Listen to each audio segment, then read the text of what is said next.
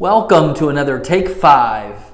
I recently heard some people having a discussion about what you should or should not wear to church.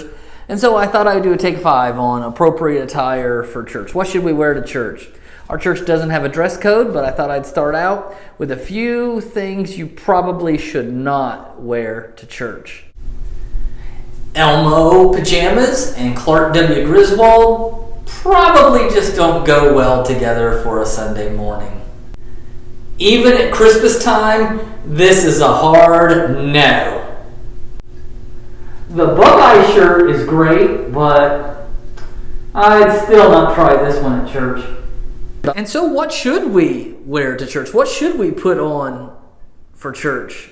Well, believe it or not, it's not so much about material and fabric as it is about how you and I decide to clothe ourselves spiritually. Paul, writing in Colossians chapter 3, says, "Therefore, as God's chosen people, holy and dearly loved, clothe yourselves with compassion, kindness, humility, gentleness, and patience. Bear with each other and forgive one another if any of you have a grievance against someone. Forgive as the Lord forgave you. And over all these virtues, put on love, which binds them all together in perfect unity." You and I are chosen holy people.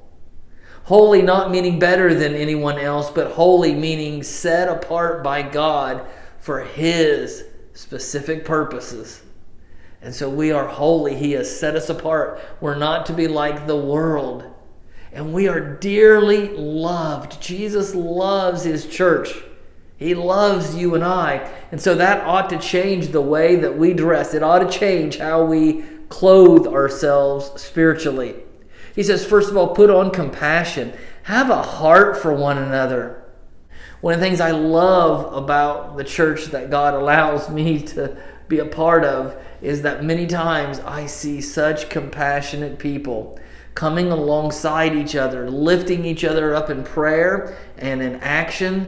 And then kindness. We see so much unkindness, so much meanness in our world, all over the place. The church ought to be a family and a place where that does not exist.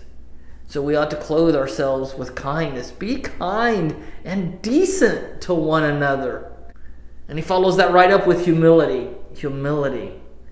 Putting one another before ourselves. Thinking of each other and the needs of each other before we think about ourselves. Jesus so displayed humility in His life, in His ministry, and even in His death.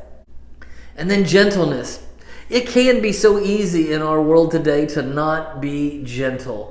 To be overbearing, to be rash, to be angry, and yet to be gentle, clothing ourselves with gentleness. And then he says patience. And so this is a hard one for us, but to be patient with one another, to realize that we all struggle, to realize that none of us are perfect, that we all have our weaknesses, we all have our faults, and yet if we would just be patient with one another, just as God is so very patient with us. And then he says, bear with each other and forgive each other when we might have a grievance against one another.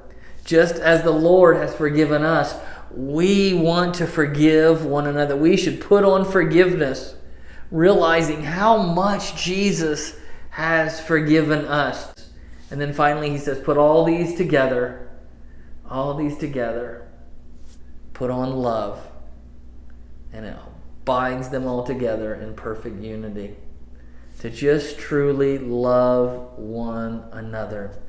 Jesus said, by your love, people will know that you're my disciples. So I don't know what you're going to wear Sunday, but I hope that it's compassion and kindness and humility and gentleness and patience and forgiveness and most of all, love. I'll see you Sunday.